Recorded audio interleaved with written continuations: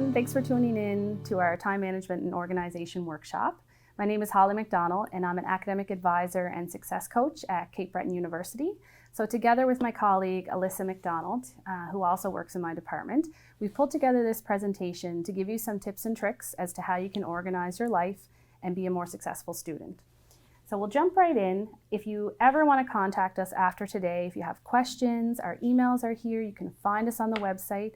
Our offices are located in the Learning Commons, and we do have an online calendar. If you want to register for this account, you would just book an appointment with us immediately for one-on-one coaching, and we can chat about any of these things in addition to preparing for exams. So we want to think about why is time management important, and it's because it doesn't apply just to your classes. You're going to use these skills for the rest of your life, essentially, at work, definitely after you graduate or over a summer job. And the reason is when you keep all of your tasks and goals up in your head, it gets really stressful, it gets disorganized, and it just becomes too daunting, so you tend to put things off. But if you get it down and you make a plan, you can be more successful, you can be more productive, you can actually increase your energy, because as you feel that sense of achievement, you're more motivated to keep going. So the first step is to do a time management evaluation. So how are you actually spending your time currently? Before we suggest these changes or putting some of these strategies in place, how do you typically spend your time? So this is one example. You can go online and find various time management quizzes, but you want to ask yourself, how many hours did I spend on this task every week? How many hours did I spend on another task? Usually related to preparing meals, sleeping, doing homework, attending class, going to work. And what we find is when people add up the total hours at the end, it tends to be more than the hours there actually are in a week. So there's 168. So if you're beyond that, you need some help. So you've come to the right place. Some people also lose hours, so they don't add up to 168. So it's a good chance for you to stop and ask yourself, how realistic is my schedule and has it been? And as you're planning, you want to always ask yourself that as well. Where can you make changes? And do you have peak hours? Most people do. On average, there are some peak hours we'll talk about in the presentation, but everybody is different, and I want you all to think about that as we go through. We're suggesting some steps. By no means does it work for everyone. You can take little parts of what we're saying and come up with your own system. That's perfect. And if you ever want to chat with us about some alternatives that you've put in place that work for you, we'd love to know, and then we can share them with other students. So step 2 is you want to plan your week. So I describe this as create a mess, and then we'll work towards getting it organized. So at the beginning of the semester, we encourage the students that come to meet with us to open up Moodle, take out all of your course outlines, get all of your deadlines. If it's a test, an assignment, a quiz, a reading, you want to capture all of those somewhere other than in all of these different course outlines.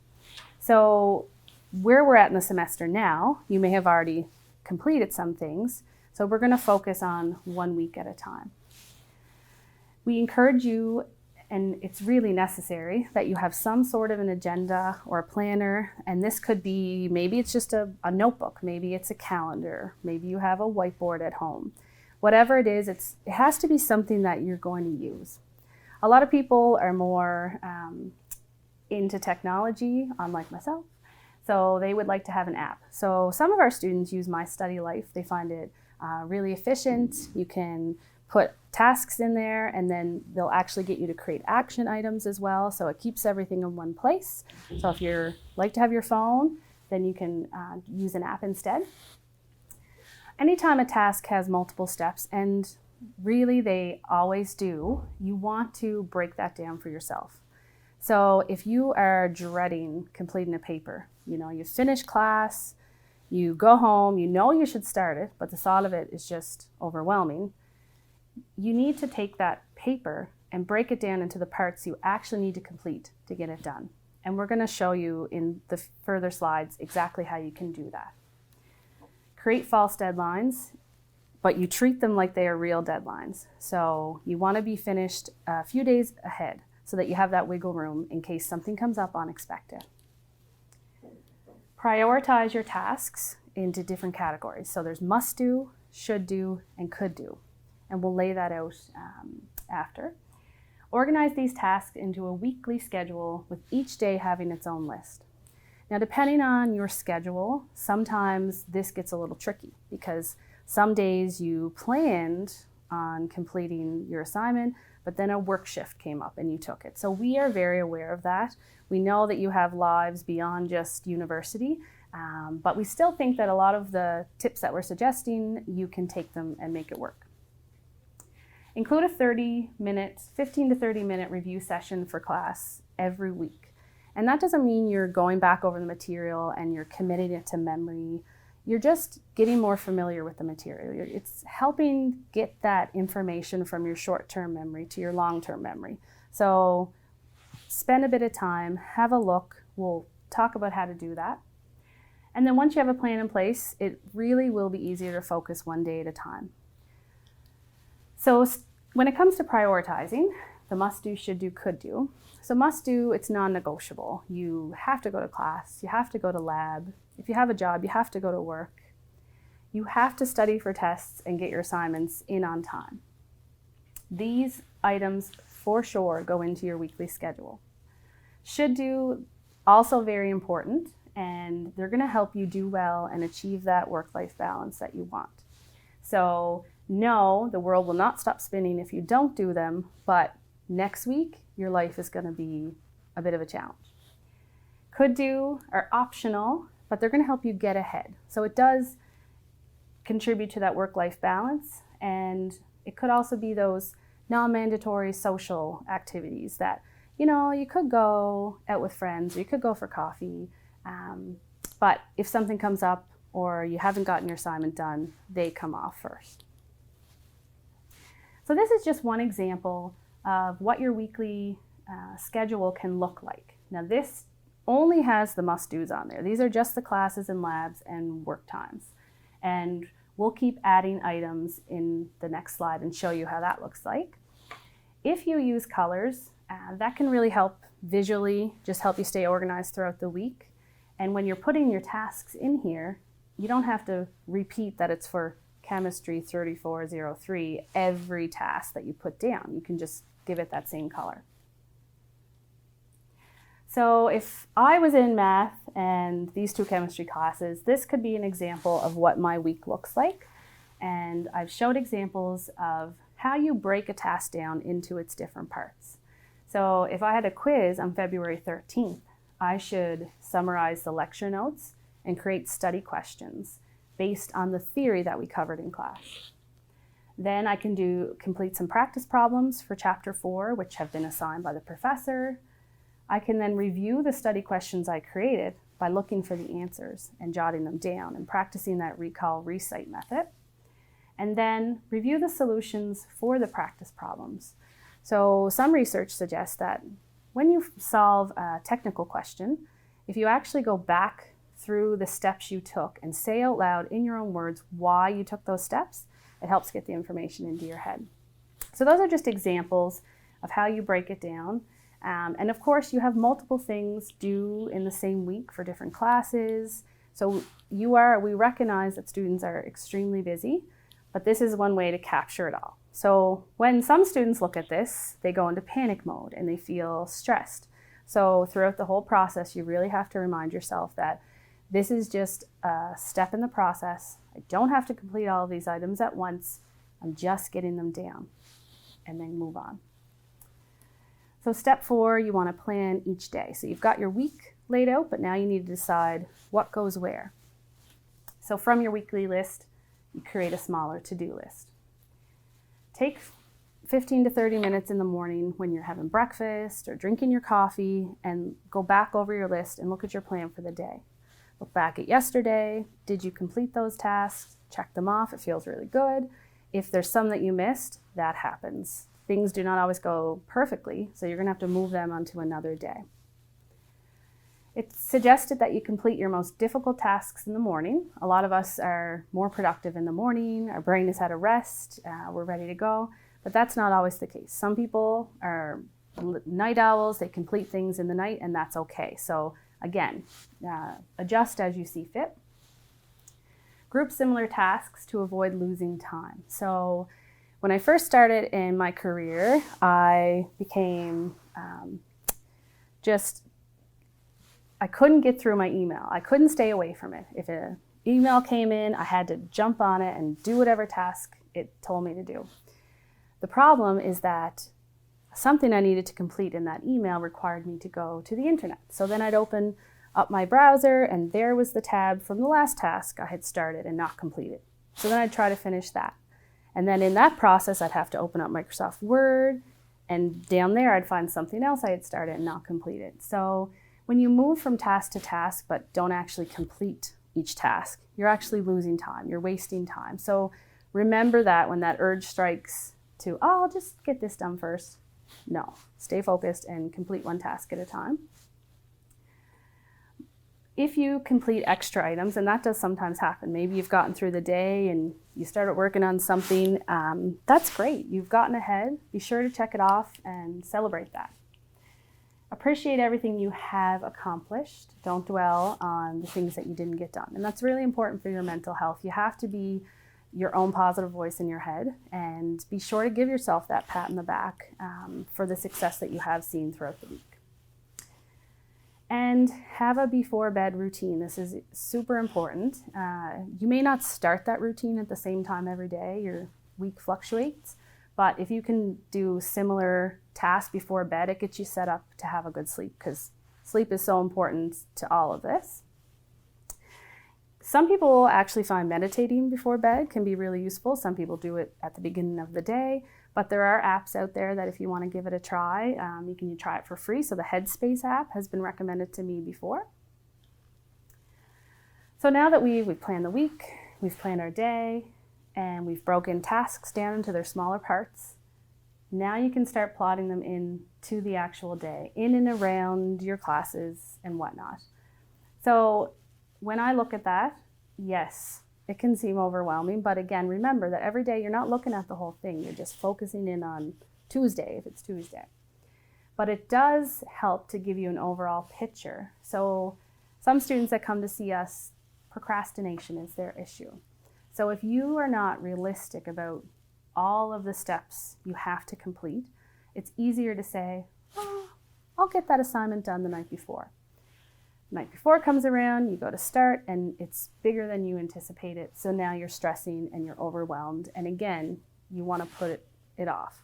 So keep that in mind. If this feels overwhelming, you're going to feel even more overwhelmed in that moment when you're trying to complete something you haven't planned for.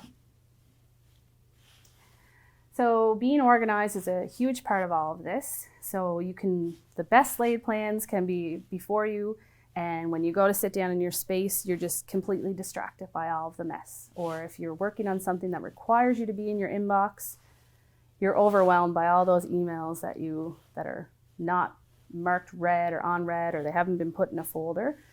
So consider creating subfolders for emails you want to save. Don't be afraid to delete.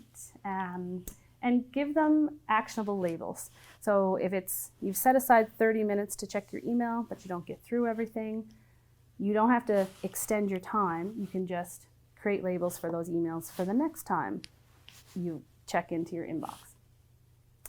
Your space, build that time into your week to actually organize and clean.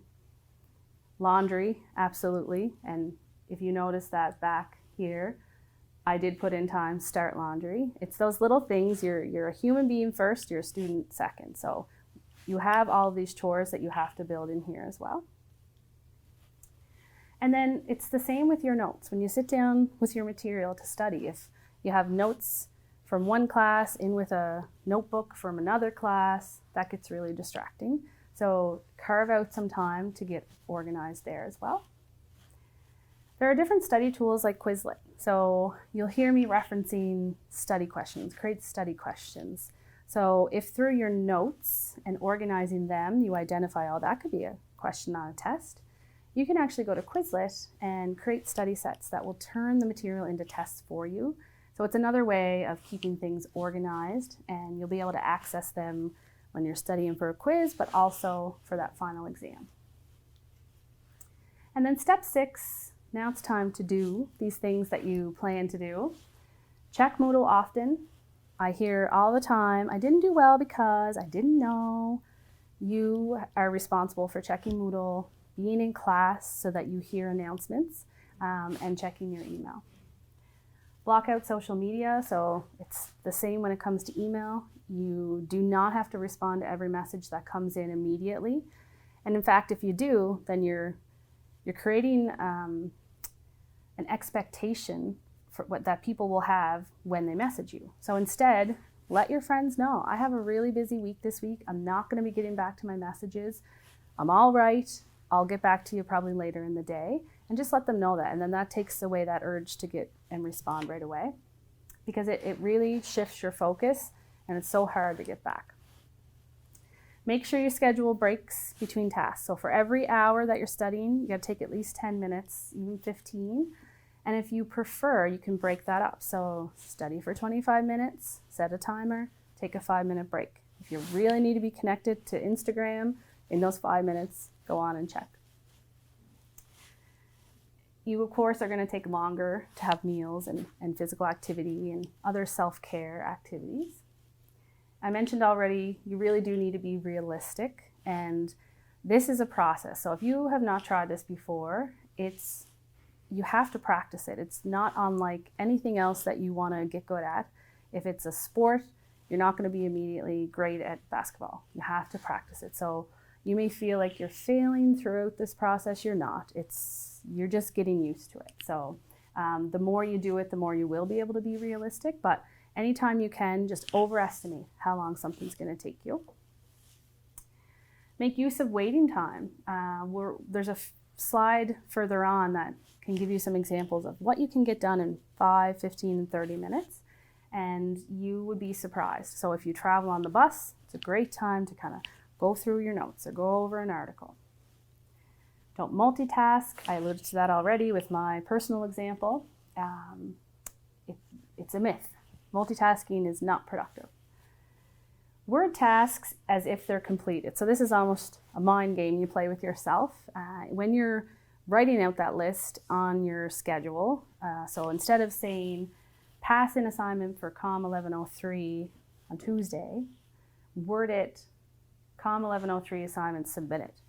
Because we don't like to lie to ourselves. So if we say that it's been done, when that time rolls around, we want it to be done. And plan meals on Sunday. So I know as students, sometimes healthy food becomes a last priority.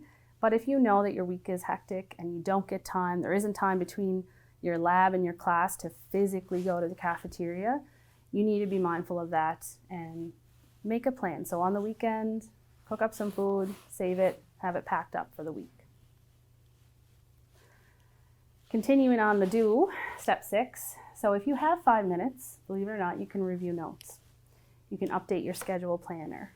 You can book an appointment. So if you're going to book an appointment with myself or Alyssa or the Writing Center or with the librarian at the reference desk, you can do that. Or you all of a sudden remember, I need to make a dentist appointment. 5 minutes, you can do that.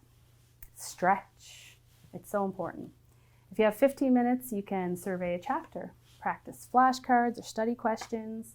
I think we get it in our heads that unless we're able to do it all in one sitting, it's not worth doing. But it's so helpful if you break things down. Even if you're doing it little bit by bit, it does all add up and it does count. If in 15 minutes, check email, organize your space, take a walk to relax. If you have 30 minutes, you can begin initial library research, brainstorm or outline a paper, run an errand, read a chapter, or take a nap. Naps are also approved by us. So how to achieve a healthy balance? We talked about taking breaks, and it really is incredibly important. I know when you're short on time, it's hard to stop what you're doing, but it's going to help you be more productive in the long run. Connection. So in your schedule, plan to get together with your friends or talk to your family. Get out there. We don't want you to be, even if you get amazing grades as a student, we want you to also feel like you're a part of the a family at CBU, or you create your own family, your own group of friends, and that has a huge impact on your overall health. Physical activity. No more is going to the gym just because you want to fit into your jeans. It's so important for your mental health, for your focus. So overall, prioritizing physical activity is important.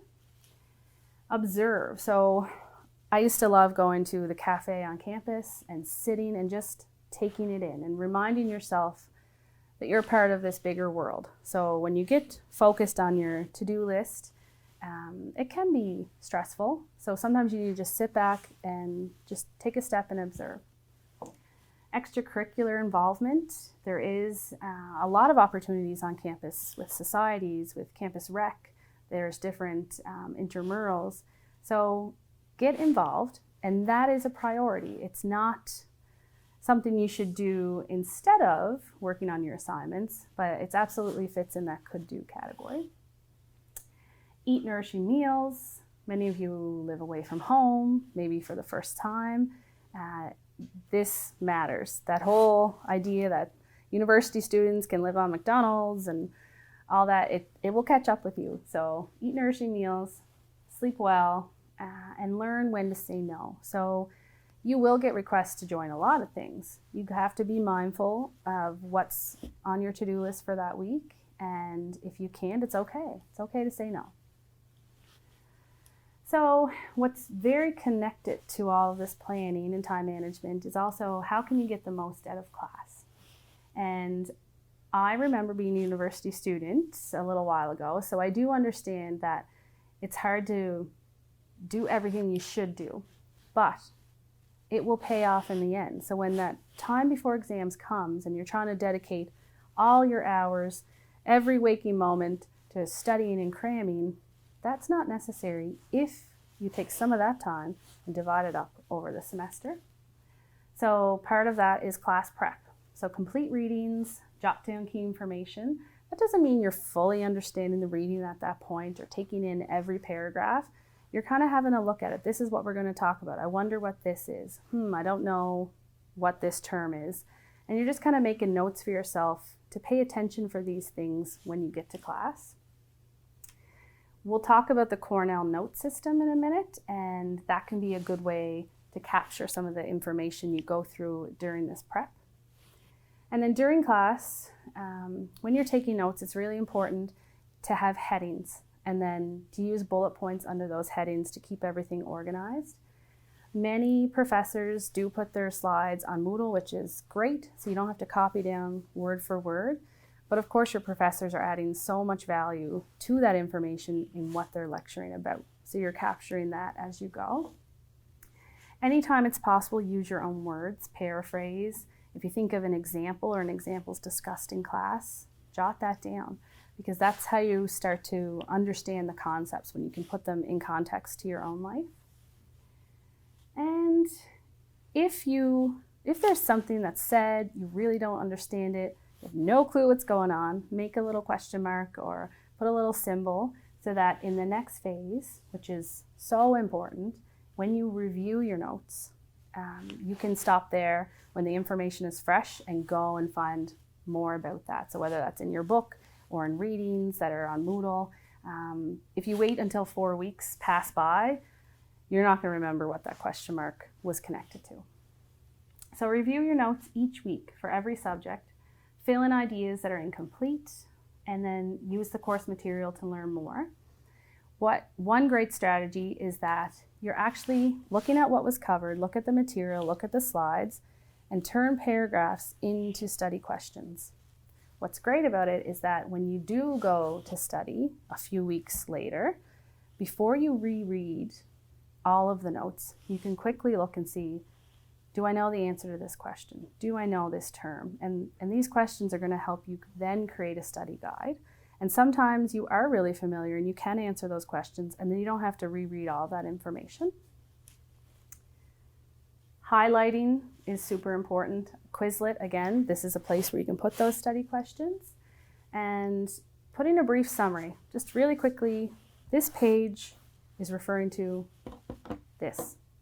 It'll save you time, again, when you're going to study. So Cornell Notes, it is a system. This is how they suggest that you would set up your page. So always put your course and your date and your lecturer's name at the top. This is how you'll help you organize those notes. And then on the left column, usually where you have that index line, you're going to put keywords, phrases, and questions that either you do that before class, so when you were doing the reading, these are the things you picked up on, or afterwards, when you're reviewing your notes, that's where you can put some of those questions. And then in your notes area, always leave lots of room. Like I said, use headings and bullet points, and then your summary. So there are a lot of resources on campus to support you as a student. So I talked about academic coaching and advising. That's just one example. Go to your professor's office hours. They want to hear from you. If you have questions and going back to the reading or your notes, you cannot figure it out, go and see them and do it early, because if you show up the day before the test, no, that's not the best approach. But if throughout the semester you're making an effort, and sometimes the best way to learn is in a conversation, so talking things over with your professor can really help ground the ideas. The Math and Science Center, any intro science, math, or business course, so 4 nights a week, Monday to Thursday, 3 to 8 p.m., it's free tutoring. There's a lead tutor who's a high school math teacher, but then there's also students, current CVU students who have completed those intro courses, have done really well, and they have their own kind of set of techniques that they can share with you. And that's in the Learning Commons. So is the Writing Center. And they have an online calendar similar to Alyssa and myself. So you would just go online and create an account and then book an appointment with them. And they can help you even before you start to kind of get a sense of how to start. And then throughout the writing process, if you need a bit of feedback or you need some help with how do I cite this source, they can support you. Personal counseling. So sometimes you just need someone to talk to. And while I can help you with those things that stress you out related to academics, sometimes there's more stuff going on and you need a bit more support. And they're absolutely fantastic. And you can make an appointment with them by emailing Angela_McKinnon@cbu.ca or stopping by the Learning Commons Student Affairs Front Desk. Human Rights and Diversity Office, so Scott Thomas. So if you ever experience anything that makes you feel uncomfortable, essentially, and you're not sure who to talk to or how to bring it up, you can go and see Scott. The Jennifer Keeping Center, so students who may have a learning disability or a physical disability or are dealing with a serious mental illness, they can get extra support. There is tutoring out there. You can get note-taking. You can get extra time to write your tests. So it's through the Jennifer Keeping Center that you'd access those services and register. And then if you're a student who doesn't face those challenges but you'd like to help, you can actually work as a note-taker, work as a tutor, etc. The Library Reference Desk, they are amazing, the reference librarians. There's one for each school. So if you have a research paper and you don't know where to start or how to find a good source or how to look at your research question, you can go and see them or you can make an appointment with them via email.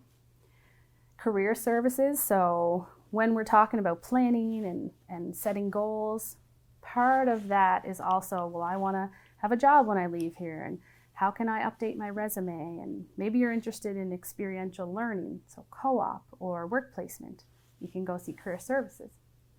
Food bank, being a student is expensive, so food bank is there, and the chaplaincy to provide support, spiritual counseling, and then peer success coaches. Every new student at CVU gets matched up with an upper level student. So if you're new and you haven't been assigned a peer success coach, let myself or Alyssa know. And if you're interested in being a peer success coach, so providing some support to new students, you can actually apply through our website. So some of the different sources that we've pulled together, some are from a long time ago, some more recent. But if you ever would like some of the handouts that I showed pictures of in this presentation, a weekly planner, tips on reducing test anxiety, etc., come and see myself or Alyssa. So that's it. I thank you so much for watching, and please, if you have any questions, send me an email or make an appointment. Thank you.